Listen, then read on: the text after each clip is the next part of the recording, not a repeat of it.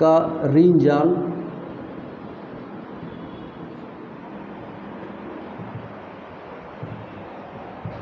ऋण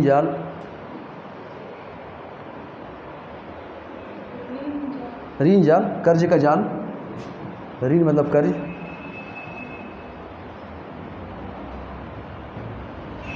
ऋण जाल।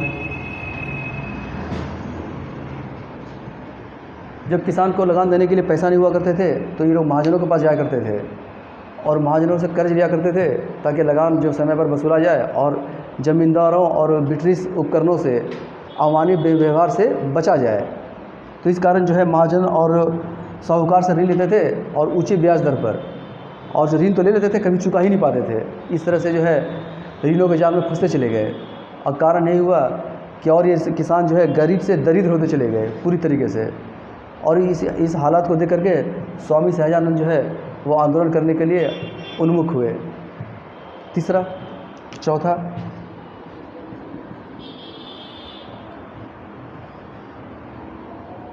कृषि अलाभकारी साबित होना।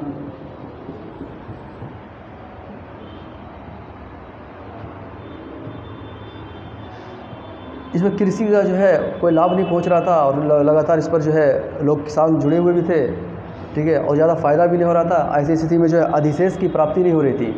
अधिशेष, अधिशेष क्या है? सरप्लस, जो बच जाता है, अधिशेष। इसको बोला गया सल्तनत काल में, मुगल काल में फवाजिल, फवाजिल। हाँ, नहीं ऐसे बोलता है गांव घर में। नहीं कुछ लेने के बाद बोलेगा थोड़ा सा फाव दे दे, तो फाव नहीं होता है, मतलब एक्स्ट्रा थोड़ा सा। बच्चे में कहीं जाइएगा ना, कहीं हम लोग बोलते थे पहले ले लिए 10 रुपये, कुछ लेना हो 5 रुपये का, थोड़ा सा फौवा दे दीजिए। तो फौवा मतलब कुछ और चाहिए हमें, अधिशेष, ठीक है। तो पहले अब तो नहीं चलता है, अब तो कंप्यूटराइज जब माप तौल हो गया, और पहले तो चलता था कि तराजू से नापता था, तो जैसे फाव दे दीजिए, है ना। खासकर लेडीज़ लोग में ये सब है, लेडीज़ लोग, ग्रामीण लेडीज़ लोग जैसे आएगी तो बोलेगा थोड़ा सा और बढ़ा के दे दीजिए। जेंट्स तो कहीं जेंट्स ही है, बेचारा जेंट्स का हालत देख के देखो तरस आता है। क्या हम लोगों का क्या होता है। खैर, तो यही अधिशेष है, फवाजिल। हम कहाँ पर थे? अलाभकारी होना, ठीक है।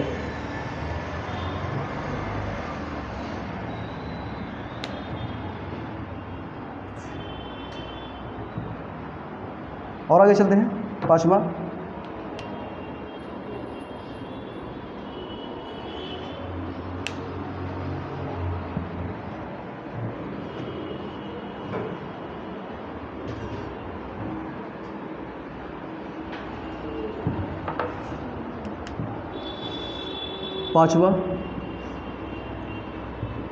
संकट के समय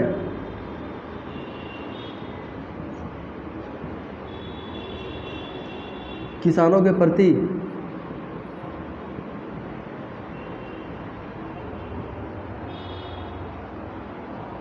प्रति राहत का अभाव,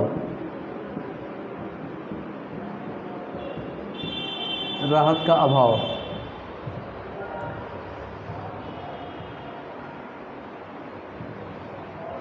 इससे भी जो है स्वामी सहजानंद सरस्वती साहब इसके लिए और उन्मुख हुए। पांचवा जो नेक्स्ट, छठा जो कारण था वो था वामपंथ का उभार। वामपंथ का उभार, इन्होंने भी स्वामी सहजानंद सरस्वती को आकर्षित किया। वामपंथ आंदोलन, वामपंथ है, इसको मतलब लेफ्ट बोला जाता है इसका। हाँ, वामपंथ का उभार, लेफ्ट इसको बोला जाता है। CPIM, CPI यही सब है, कम्युनिस्ट पार्टी वगैरह लोग है। वामपंथ का उभार रूस में हुआ है, ठीक है। और ये लोग समाजवादी को लेकर, समाजवादी सिस्टम को लेकर चला करते थे। हमारे नेहरू साहब इससे बहुत प्रभावित थे और इसी के आधार पर जो है पंचवर्षीय योजना लागू की गई थी, ठीक है। तो ये वामपंथ का उभार हुआ। आगे देखेंगे वामपंथ से कैसे जुड़े ये स्वामी सहजानंद सरस्वती। तो इतने सारे कारण थे जिसके कारण जो है स्वामी एक सन्यासी का मन जो है आंदोलन के लिए और उन्मुख हो गया और आंदोलन करने के लिए वो प्रेरित हो गए या आंदोलन करने के लिए वो विवश हो गए। ये सब कारण था।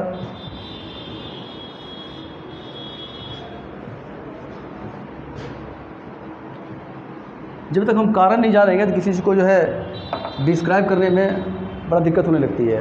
कारण किसी भी चीज़ का कारण है। हम तैयारी करें तो कोई कारण है, हम पढ़ा रहे तो कोई कारण है ना, हर चीज़ का एक कारण है। वैसे ही एक सन्यासी जब विद्रोह करने आया तो बहुत सारे कारण होंगे, एक कारण तो होगा नहीं। और चलते हैं।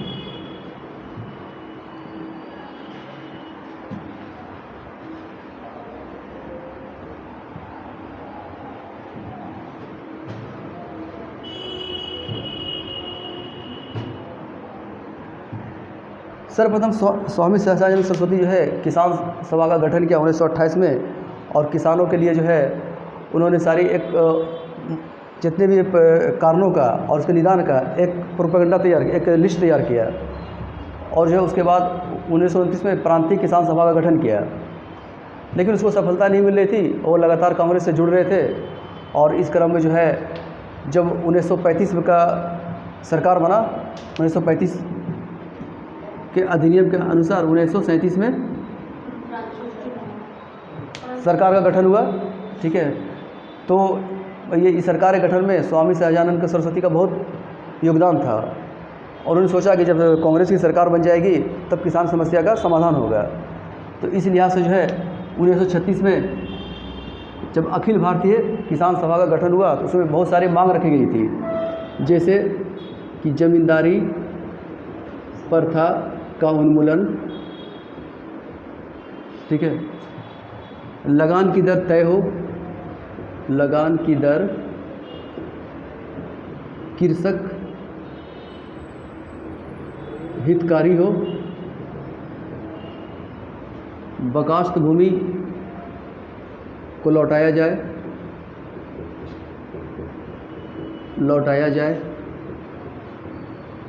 बकास्त भूमि हम बताए थे, बकास्त भूमि किसान की भूमि है ज़मींदारों के पास चली गई। अब कैसे चली गई बता दिए थे हम, कर्ज ले लिया, ऋण ले लिया, तो कैसे देगा ज़मीन? बोला ठीक है ज़मीन लिख दो। ज़मीन चला, काश्तकारों से ज़मीन चला गया वो ज़मींदार के पास, और ज़मींदार ज़मीन को जोत रहा है ना उपजा रहा है, खाली पड़ा हुआ है, तो उसके लौटाने के लिए आंदोलन चला, जिसको बोलता बकास्त आंदोलन। बकाया, बकास्त मतलब बकाया, ठीक है, उसी के लिए बिहार में आंदोलन चला। बढ़ैया टाल के आसपास काफ़ी आंदोलन महत्वपूर्ण रहा। बढ़ैया टाल कहाँ पर है? बंगाल के किनारे है। आप भागलपुर से पटना जब आती हैं तो बढ़ैया नहीं आता है, मोकामा बढ़ैया सब टाल है। हाँ, बाढ़ बढ़ैया है, नाम ही है, सुन के अच्छा लगता है। बाढ़ बढ़ैया मुंगेर में पहले पड़ता था ये।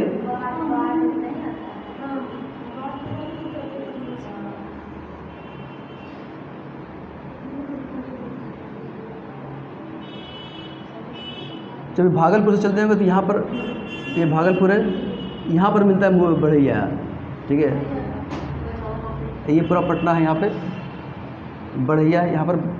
और ये जो गंगा की मिट्टी है ना, ये टाल एरिया है, ये पूरा बढ़ैया टाल पहले कहा जाता था इसको। बढ़ैया का रसगुल्ला बहुत फेमस है, बढ़ैया का रसगुल्ला, बाढ़ का लड्डू, लाए लड्डू बहुत फेमस है। उसी क्रम में आएंगे तो मिलेगा चिल्लाता हुआ कि बाढ़ का बढ़ैया का रसगुल्ला खाइए और बाढ़ का लड्डू खाइए, ठीक है। यही बाढ़ है, बढ़ैया टाल, इसी में चला था। बकास्त भूमि, वैसी भूमि जो काश्तकार से ज़मींदार के पास चली गई है उसको लौटाया जाए, ताकि किसान जो है जोत को पूरा कर सके, खेती करे और लाभ कमाए। बढ़ैया बंगाल में है, हाँ, मुंगेर में है बढ़ैया। मुंगेर पहले, अब बढ़ैया अलग हो गया जिला। हाँ, टाल एरिया है, टाल, टाल मतलब सब लाया मिट्टी और जमा कर दिया तो टाल हो गया, ठीक है। तो उसमें जो है गेहूं की पैदावार काफ़ी अच्छी होती है टाल एरिया में। उसके बाद ये जब मांग रखा 1936 में अखिल भारतीय किसान सभा के लखनऊ अधिवेशन में एक लिस्ट तैयार हुआ और बोला गया कि अब जो है जैसे सरकार बनेगी कांग्रेस की तो कांग्रेस को पूरा करेगा, चूँकि मेरे सहयोग से सरकार बना है, किसानों के सहयोग से, और जो 11 प्रांतों में कांग्रेस ने सरकार बनाई, जिसमें 8 प्रांतों में स्पष्ट बहुमत मिला, बाकी 3 में जो है इन्होंने गठबंधन किया। तो जब ये सरकार बनी कांग्रेस की, तो कांग्रेस के जो सरकार में ज़्यादातर विधायक नेता वो ज़मींदार थे, ज़मींदार या सामंत थे। चुनाव कौन लड़ेगा? ज़मींदार लोग, सामंत लोग ही लड़ता है ना। गरीब को बस क्या है, कटो गरीब देखिए एमएलए और विधायक बनाया है या एमपी, यही लोग थे ज़मींदार लोग। तो जब ज़मींदार और सामंत ही जब नेता है, लीडर है, सरकार में है, तो इसकी मांग ज़मींदार प्रथा का उन्मूलन होगा? कभी नहीं हो सकता। ठीक है। तो इन लोगों ने मिलकर जो एक अधिनियम बनाया, कृषि अधिनियम, ये सरकार कैबिनेट पारित की, किसानों को लेकर अधिनियम, और इसमें जो है ये सारी बातें बिल्कुल जो है इसका अभाव था। तो इसी कारण जो है स्वामी सहजानंद ने इसका विरोध किया,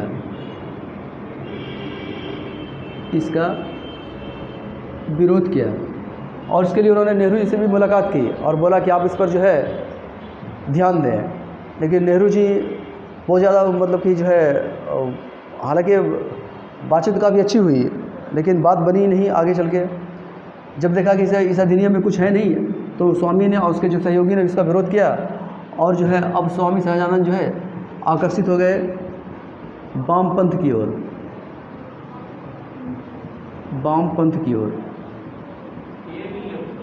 अब देखेंगे वामपंथ कौन है। 1917 में रूस में क्रांति हुई, बाल्शेविकों की क्रांति हुई। ठीक है। उसके बाद जो है 1924 के उसके बाद एक लेनिन आए, व्लादिमीर इवानोविच लेनिन। ठीक है। उन्होंने रूस में जो है मतलब समाजवादी सरकार का गठन किया उन्होंने, मार्क्सवादी, ये सब जो है वामपंथी के नेतृत्व में। और ये जो है मजदूर किसानों के हित की बात करते थे और कहते थे कि सरकारी संपत्ति में सभी का अधिकार है, मजदूरों का भी अधिकार है, कृषकों का भी अधिकार है, सामान्य वर्गों का भी अधिकार है। और वो बुजुर्गा आंदोलन का विरोध करते थे, बुजुर्गा अधिकार का, बुजुर्गा मतलब सामंत वर्ग, बुजुर्गा आंदोलन अधिकारों का विरोध करते थे। तो जब बात आई किसानों की और मजदूरों की बात ये कर रहा है, तो स्वामी जो है इस ओर आकर्षित हो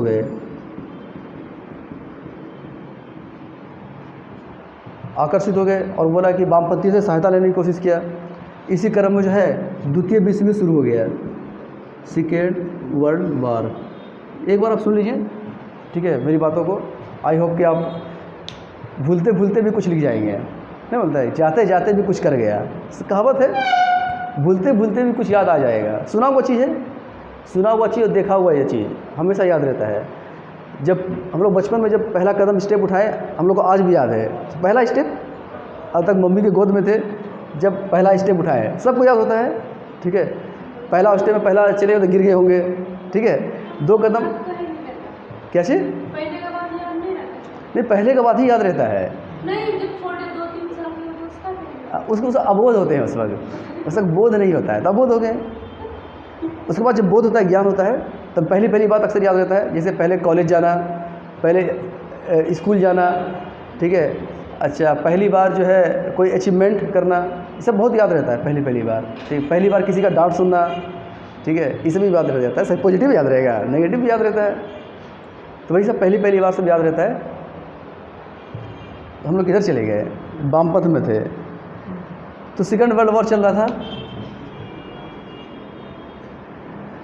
सेकंड वर्ल्ड वॉर में रूस चला गया। रूस मित्र राष्ट्रों की ओर से लड़ा। रूस मित्र राष्ट्र में थे इंग्लैंड, रूस, फ्रांस। ठीक है। ये लोग मित्र राष्ट्र कहलाए। अमेरिका, ये लोग मित्र राष्ट्र थे। बाकी को बोला गया धुरी राष्ट्र। धुरी मतलब होता है आधार, यानी जो है युद्ध के कारण ये आधार वाले लोग देश हैं। उसमें अगुवाई कर रहा था जर्मनी, उसके बाद जापान, इटली। जर्मनी में थे एडोल्फ हिटलर और इटली में थे बेनिटो मुसोलिनी। ठीक है। क्या चीज़? कूटनीति क्या बोल रहे हैं? कूटनीति क्या बोल रहा है? तुर्की। तुर्की तो पहले युद्ध में तुर्की का जो हालत हुआ, ठीक है, पहले युद्ध में ये था जर्मनी के साथ, उसके बाद सेबरे की संधि हुई, ठीक है, और सेबरे की संधि में जो है खलीफाओं के साथ अमानी व्यवहार किया गया और बहुत सारे क्षेत्र को तुर्की का जो है मित्र राष्ट्र कब्जा कर लिया। उसी कारण भारत में जो है खिलाफत आंदोलन शुरू हुआ। खिलाफत का मतलब होता है खलीफा के समर्थन में, ठीक है, और अंग्रेज़ों ने जो उसके साथ अन्याय किया उसके खिलाफ खिलाफत। खलीफा लोग हुआ करते थे पहले, खलीफा अब भी हल्का फुल्का खलीफा है, ठीक है, पहले खलीफा बहुत बड़ा हुआ करता था, धार्मिक नेता मुस्लिम समुदाय का, उसी को लोग फॉलो करते थे। तो अब यहाँ पर है रूस जो है मित्र राष्ट्र की ओर से लड़ा। मित्र में कौन कौन है? मित्र राष्ट्र में ब्रिटेन है, उसके बाद रूस है और यूएसए है, अमेरिका है, और भारत में किसका राज है? ब्रिटेन का। भारत में ब्रिटेन की हुकूमत है, ठीक है, और यहाँ पर चल रहा है भारत छोड़ो आंदोलन 1942 का, क्विट इंडिया मूवमेंट, ठीक है।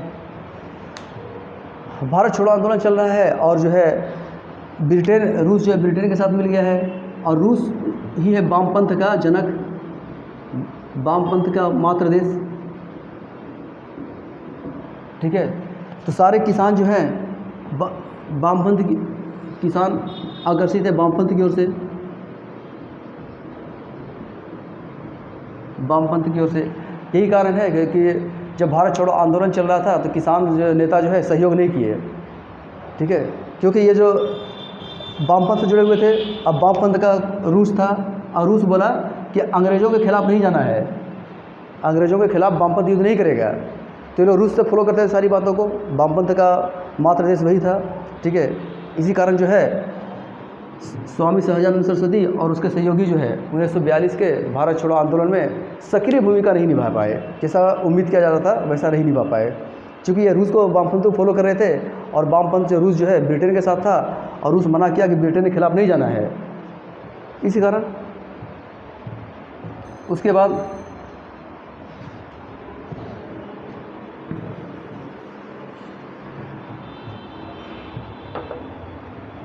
फिर भी स्वामी जी जो है